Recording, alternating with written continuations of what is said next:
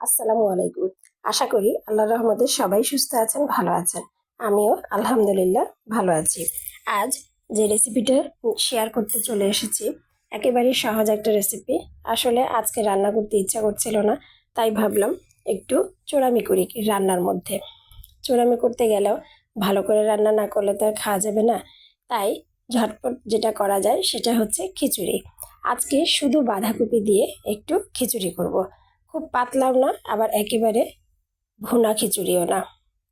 প্রথমে বেসিক মশলাগুলো ভেজে নিয়ে তাতে চাল ডালটা দিয়ে দিলাম। চাল ডালও ভালো করে ভেজে নিয়ে এতে এবার যোগ করব বাঁধাকপি।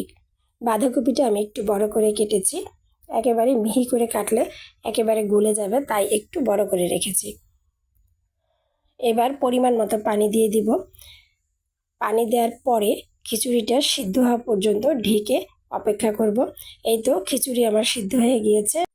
লবণ ঠিক মতো আছে কিনা টেস্ট করে নিয়েছিলাম। এবার সবার শেষে আমি 1 চা চামচ পরিমাণ ঘি দিয়ে এটা ভালো করে নেড়ে চেড়ে খিচুড়ির সাথে মিশিয়ে আবার ঢাকা দিয়ে রেখে দিব প্রায় 5 থেকে 6 মিনিট। ব্যাস, আমার খিচুড়ি ডান। এখন শুধু খিচুড়ি তার খাওয়া যাবে না, এর সাথে কিছু একটা লাগবে। তাই চিন্তা করলাম একটু ভুনা মুরগি করি। ভুনা মুরগিটা আমি আমার মন মতো করে নিয়েছি, এটা কোনো রেসিপির সাথেই যাবে না। প্রথমেই আমি গরম মশলাটা ভালো করে ভেজে নিয়ে এতে বেসিক মশলা পেঁয়াজ বাটা, আদা বাটা, রসুন বাটা দিয়ে খুব ভালো করে ভেজে নেব। মশলাটা ভাজার পরে এতে আমি দিয়ে দিব মুরগিগুলো। মুরগি আগেই আমি ভালো করে কেটে ধুয়ে রেখে দিয়েছিলাম পানি ঝরাতে। চেষ্টা করতে হবে যেন মুরগির মাংসে তেমন একটা এক্সট্রা পানি না থাকে, কারণ যেহেতু কাঁচা মুরগিটা আমি দিয়ে দিব, এর থেকে যথেষ্ট পরিমাণ পানি উঠবে। সেই পানি দিয়েই আমার ভালো করে কষানো হয়ে যাবে। এবার আমি মুরগিটা এই আদা রসুন পেস্টের সাথেই প্রায় 10 থেকে 12 মিনিট ভালো করে কষিয়ে নিব। কষাতে কষাতে যথেষ্ট পরিমাণ পানি উঠে আসবে। তারপর দিয়ে দিব বাকি মশলাগুলো। আমার পেজের ভিডিওগুলো ভালো লাগলে অবশ্যই লাইক এবং ফলো দিতে ভুলবেন না। আমার YouTube channel cook and fun অবশ্যই একবার ঘুরে দেখে আসবেন এবং সাবস্ক্রাইব করে দিবেন। আপনারা উৎসাহ দিলে আমি হয়তো আরও অনেকটা পথ এগিয়ে যেতে পারবো। গুঁড়া মশলার মধ্যে দিচ্ছি ধনিয়ার গুঁড়া, জিরার গুঁড়া, কিছুটা জয়ত্রী, হলুদের গুঁড়া, লবণ এবং পরিমাণ মতো কাঁচামরিচ। খুব বেশি দেইনি, আবার খুব কমও দেইনি। আজকের মুরগিটা মোটামুটি ঝালটা ঠিকই ছিল।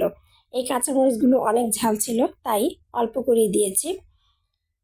আজকে আমার ছেলের মুরগি খেতে একটু কষ্টই হয়েছে, তারপরেও মাঝে মাঝে তো একটু ঝাল করে মুরগি ভুনা খেতে ইচ্ছে করে বলেন।